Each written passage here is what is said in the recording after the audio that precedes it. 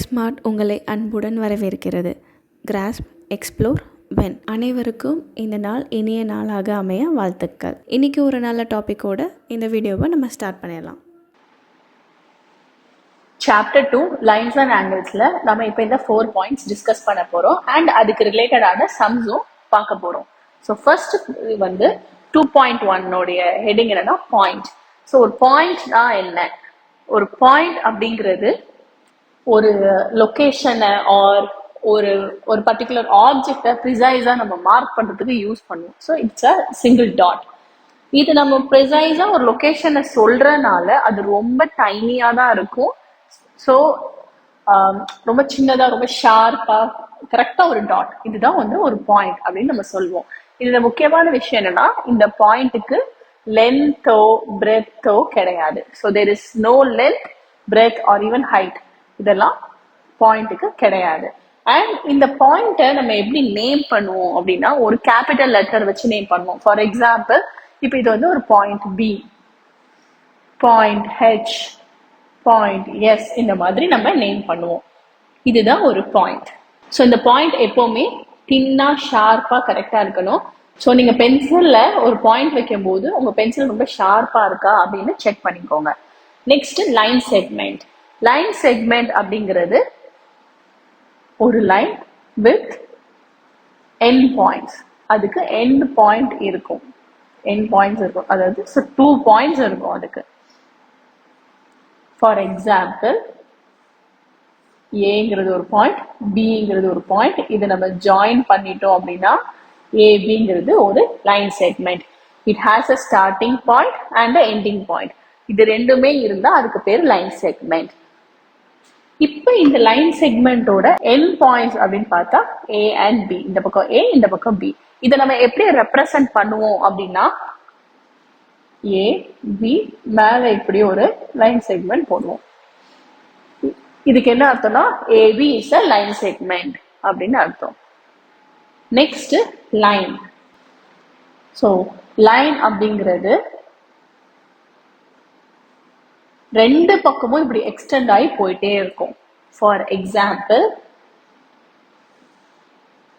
L அப்படிங்கிற ஒரு line இந்த பக்கமும் போயிட்டே இருக்கும், இந்த பக்கமும் போயிட்டே இருக்கும். ஸோ இந்த மாதிரி ஏரோ மார்க் போட்டால் என்ன அர்த்தம்னா, இது இங்க எண்ட் ஆகல, அது போயிட்டே இருக்குன்னு அர்த்தம். ஸோ இந்த மாதிரி ஒரு லைன்ல நமக்கு லைன் செக்மெண்ட்ஸும் இருக்கும், வேற பாயிண்ட்ஸும் இருக்கும், எல்லாமே இருக்கும். ஸோ இந்த லைன் எல் வந்து ஏசிடிங்கிற பாயிண்ட்ஸ் வழியா எக்ஸ்டெண்ட் ஆகி போயிட்டே இருக்கு. ஸோ இந்த லைனை நம்ம எப்படி டினோட் பண்ணுவோம்னு பார்க்கலாம். இதுக்கு 2 டைப்ஸ் இருக்கு. ஒன்று சிம்பிளா இப்படி ரெண்டு சைடும் எக்ஸ்டெண்ட் ஆகிட்டே இருக்குன்னா லைன் எம் இஸ் எக்ஸ்டெண்டட்னு சொல்லுவோம். இதே இது அதுல லைன் செக்மெண்ட்ஸ் இருக்கு, அந்த லைன் செக்மெண்ட்ஸ் வழியா அந்த லைன் பாஸ் ஆகுது அப்படின்னு சொன்னா, நம்ம ஏபிங்கிற 2 பாயிண்ட்ஸ் வழியா பாஸ் ஆகக்கூடிய லைனை மென்ஷன் பண்றதுக்கு ஏபின்னு போட்டுட்டு நம்ம இந்த மாதிரி ரெண்டு பக்கமும் எக்ஸ்டெண்ட் பண்ணணும். பிகாஸ் ஏ தான் இந்த பக்கம் இருக்கக்கூடிய ஃபர்ஸ்ட் பாயிண்ட், பி தான் இந்த எக்ஸ்டென்ஷனுக்கு பக்கத்துல இருக்கக்கூடிய லாஸ்ட் பாயிண்ட். அதனால ஏபிங்கிற லைன் செக்மெண்ட் வழியா இந்த லைன் எக்ஸ்பேண்ட் ஆகி போயிட்டே இருக்குன்னு அர்த்தம். நெக்ஸ்ட் கான்செப்ட் ரே. ரே எப்பவுமே ஒரு ஸ்டார்டிங் பாயிண்ட் இருக்கும் ஆர் ஒரு இனிஷியல் பாயிண்ட் இன்னொரு சைடு மட்டும் போயிட்டே இருக்கும். ஸோ இதுதான் அதோடைய starting point or initial point. ஒரு டைரக்ஷன்ல மட்டும் அது எக்ஸ்டெண்ட் ஆகி போயிட்டே இருக்கும். அதுக்கு பேர் தான் ரே. ஸோ இதுக்கு எக்ஸாம்பிள்லாம் பார்த்தோம் அப்படின்னா நம்ம சன் சொல்லலாம். ஏன்னா சன் வந்து அதோடைய லைட் வந்து இந்த பக்கம் தானே எமிட் பண்ணுது. So this is the starting point. இந்த சைடு எண்ட்லெஸ்ஸாக போயிட்டே இருக்கும். அண்ட் அது டார்ச். டார்ச் லைட்டும் நீங்கள் ஆன் பண்ணோம் அப்படின்னா அந்த டார்ச்சில் இருந்து அந்த லைட் ரேஸ் பார்த்தீங்கன்னா அப்படி போயிட்டே இருக்கும். கரெக்டா?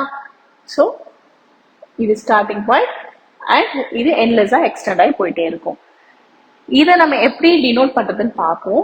ஸோ இங்க ஏங்கிற பாயிண்ட்ல இருந்து இந்த பக்கம் எக்ஸ்டெண்ட் ஆகி போயிட்டே இருக்கு. ஸோ இதுல ஏபிங்கிற லைன் செக்மெண்ட் வழியா இந்த ரே போயிட்டே இருக்கு. ஸோ நம்ம எப்படி இதை நேம் பண்ணணும் அப்படின்னா, ஏபி இஸ் அ ரே. ஏல ஆரம்பிச்சு பி வழியா பாஸ் ஆகி இந்த சைடு எக்ஸ்டெண்ட் ஆகி போயிட்டே இருக்குன்னு அர்த்தம். இன்னொரு எக்ஸாம்பிள், எம் என். ஸோ நம்ம இதை எம்என் இஸ் ரேன்னு டினோட் பண்ணுவோம். இது இந்த டைரக்ஷன்லயும் எக்ஸ்டெண்ட் ஆகும். இட் இஸ் நாட் லெஃப்ட்ல ஆரம்பிச்சு ரைட்ல போயிட்டே இருக்கும், அப்படி கிடையாது. இன்னொரு எக்ஸாம்பிள் நம்ம பார்க்குறோம்னா,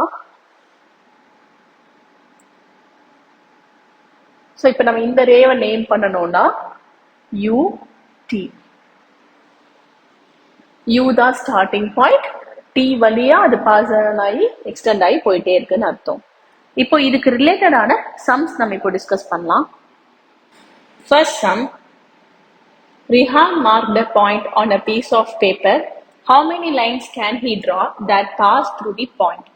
ஸோ ரிஹான் அப்படிங்கிற ஒரு பர்சன் வந்து ஒரு பாயிண்ட் வந்து மார்க் பண்ணியிருக்காங்க. அதுல எத்தனை லைன்ஸ் வரைய முடியும் அந்த பாயிண்ட் வழியா பாஸ் ஆகிற மாதிரி அப்படின்னு கேட்குறாங்க. இப்போ நம்ம ட்ரை பண்ணி பார்த்தோம்னா ஆக்சுவலி இப்படி ஒரு லைன் வரையலாம், இதான் அந்த பாயிண்ட். ஓகே, இப்படி ஒரு லைன் வரையலாம், இப்படி ஒரு லைன் வரையலாம், ஆல்சோ இப்படியும் வரையலாம். இது லைன்ங்கிறனால எல்லா சைடும் டபுள் டைரக்ஷன்லையுமே எக்ஸ்டெண்ட் ஆகும். இதோட இது ஸ்டாப் பண்ண போறது இல்லை, நம்ம அகைன் இப்படி இப்படின்னு போயிட்டே இருக்கும்.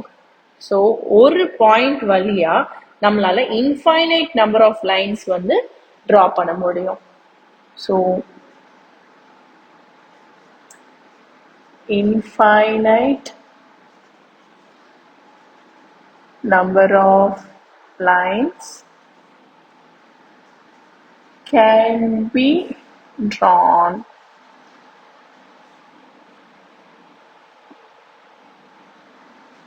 to pass through a point. இதெல்லாம் அப்படியே கொஸ்டின்ல இருந்து ஸ்டேட்மெண்ட் ஃபார்ம் பண்ணி நம்ம எழுதலாம். in a plane. In a plane in a paper, அதாவது 2D பேப்பர் இஸ் 2D இல்லையா. ஸோ இதுல இன்ஃபைனைட் நம்பர் ஆஃப் லைன்ஸ் நம்மளால வரைய முடியும் ஒரு பாயிண்ட்ல பாஸ் பண்றதுக்கு. Sheetal mark 2 points on a piece of paper. So Sheetal அப்படிங்கிற ஸ்டூடெண்ட் வந்து 2 பாயிண்ட் வச்சிருக்காங்க பேப்பர்ல. how many different lines can she draw that pass through both of the points? So இந்த 2 பாயிண்ட் வழியா பாஸ் ஆகக்கூடிய லைன் வந்து எத்தனை வரைய முடியும்னு கேட்குறாங்க. ஸோ நம்ம இப்படி ஒரு லைன் வரைஞ்சாச்சு, இந்த 2 பாயிண்ட்லையும் பாஸ் ஆகி வேற எந்த டைரக்ஷன்லையும் வரைய முடியாது. ஏன்னா நம்ம இப்படிலாம் வரைஞ்சா ஒரு பாயிண்ட்ல தான் பாஸ் ஆகும். ரெண்டுத்துலேயும் பாஸ் ஆகிற மாதிரி லைன் அப்படின்னா இது ஒரே ஒரு ஆப்ஷன் தான். So one and only one line can be drawn to pass through 2 points. So can you help Rihan and Sheetal find their answers? So we have done our part. Okay, now moving on to the second sum. Name the line segments in the figure. Which of the 5 marked points are on exactly one of the line segments, which are on 2 of the line segments? So இப்போ இந்த line segments எல்எம்னு ஒரு line segment இருக்கு, எம்டின்னு ஒன்று இருக்கு, பிக்யூ ஒன்று இருக்கு, QR இருக்கு. இதுல 5 பாயிண்ட்ஸ் இருக்கு. கரெக்டா? ஃபர்ஸ்ட் நம்ம என்னென்ன லைன் செக்மெண்ட்ஸ்னு எழுதிடலாம்.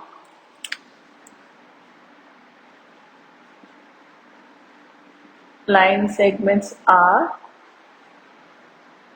LM, MT, PQ, QR. So 4 line segments இருக்கு கொடுத்துருக்கிற டயக்ராம்ல. இப்போ என்ன கேட்டிருக்காங்கன்னா, which of the 5 marked points are on exactly one of the line segments?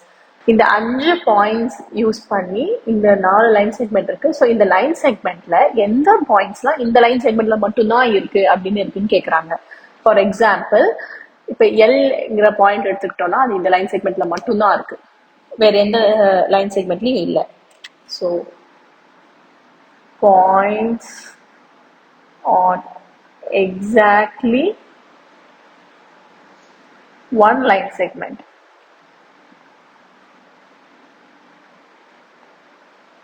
L அப்படிங்கிற பாயிண்ட் அந்த லைன் செக்மெண்ட்ல மட்டும்தான் இருக்கு.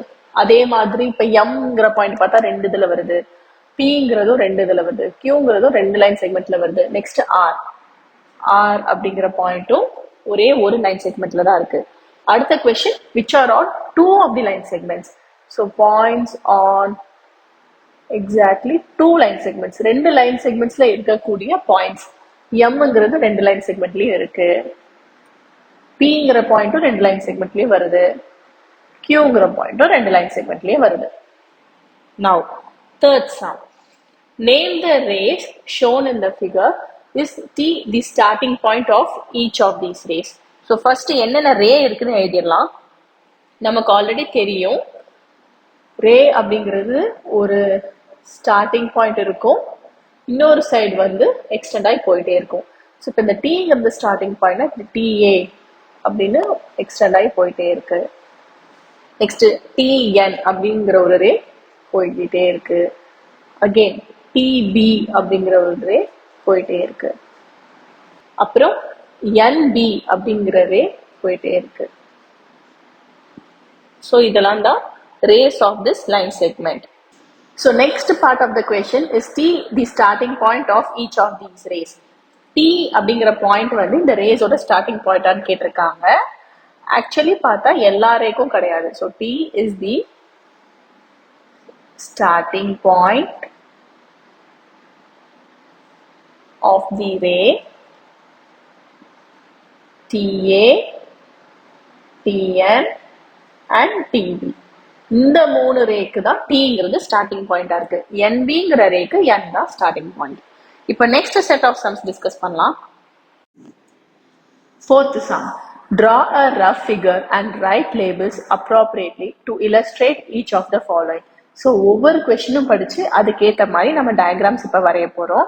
அதுல A subdivision OP and OQ meet at O. So OPங்கிற லைனும் OQங்கிற லைனும் ஓல மீட் பண்ண போகுது.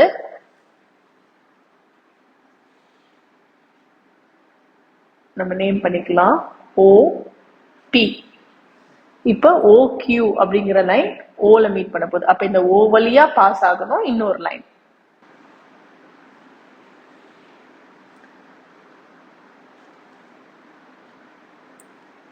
நான் இங்க Qன்னு நேம் பண்ணிக்கிறேன். இப்போ இந்த OQங்கிற லைனும் OPங்கிற லைனும் ஓல மீட் பண்ணிருக்கு. Next B sum. XY and PQ intersect at point M. XYங்கிறது ரே. இப்போ நான் XY ரே வரைஞ்சிக்கிறேன். X வந்து அதோட ஸ்டார்டிங் பாயிண்ட், Y இந்த பக்கம் இருக்கும், இது எக்ஸ்டெண்ட் ஆகி போயிட்டே இருக்கும். அண்ட் PQ, PQங்கிறது லைன். ஸோ இங்க P, இங்க Q. இப்போ இது ரெண்டும் எம்ங்கிற பாயிண்ட்ல இன்டர்செக்ட் ஆகுது. இப்போ நம்ம திருப்பி படிச்சு பார்ப்போம். XY அப்படிங்கிற ரேவும் PQ அப்படிங்கிற லைனும் எம்ங்கிற பாயிண்ட்ல இன்டர்செக்ட் ஆகுது. Next C sum. Line L contains points E and F but not point D. இது ரொம்ப சிம்பிள்.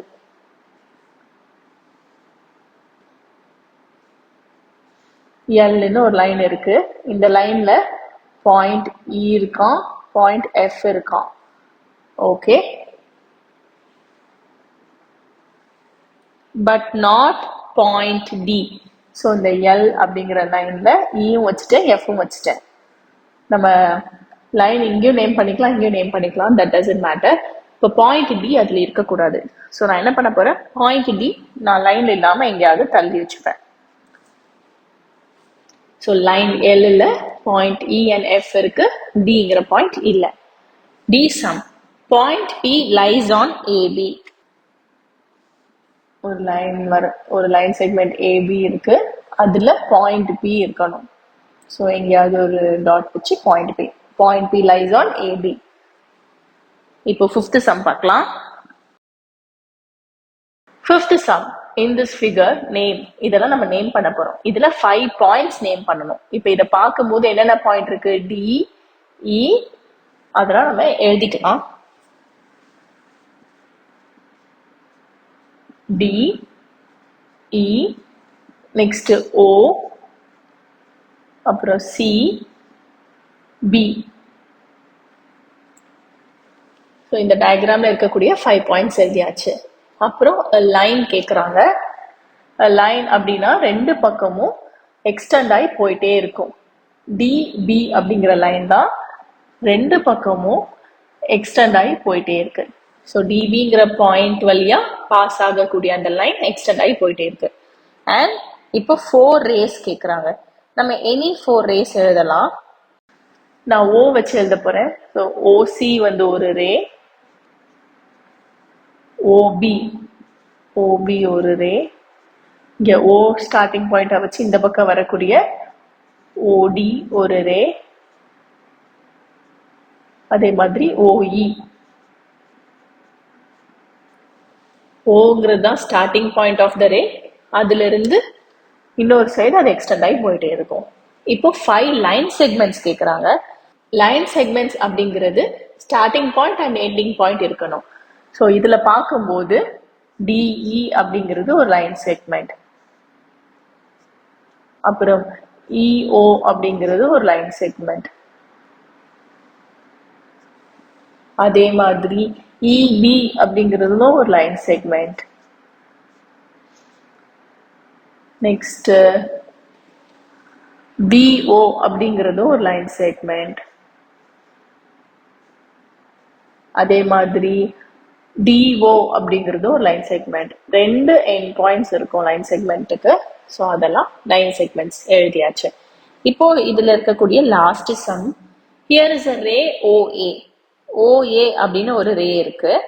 இட் ஸ்டார்ட்ஸ் அட் ஓல ஆரம்பிக்குது and passes through the point A. A வழியா பாஸ் ஆகி அந்த ரே போகுது. It also passes through the point B. B வழியாவும் pass ஆகி போகுது. இப்போ 2 கொஸ்டின் கேட்குறாங்க. First one, can you also name it as OP, அதாவது ரே ஓபி ஒய்ன்னு கேட்குறாங்க. Yes we can. ஏன் அப்படின்னா எப்படி ஓஏங்கிறதுக்கு ஓ இனிஷியல் பாயிண்டோ நம்ம அதை ஓபியும் சொல்லலாம். ஏன்னா திருப்பி ஓபியும் அதே வழியா தான் போகுது, ஓஏவும் அதே வழியா போகுது. ரெண்டுத்துக்கும் இனிஷியல் பாயிண்ட் சேம் தான். Yes we can also name ray OA as OP because initial point of ray OA and ray OB is same. So ரெண்டுத்துக்கும் initial point same and அது என்ன டைரக்ஷன்ல போகுது, ரெண்டும் ஒரே டைரக்ஷன்ல தான் endless-ஆ போகுது. So and going on endlessly in the same direction.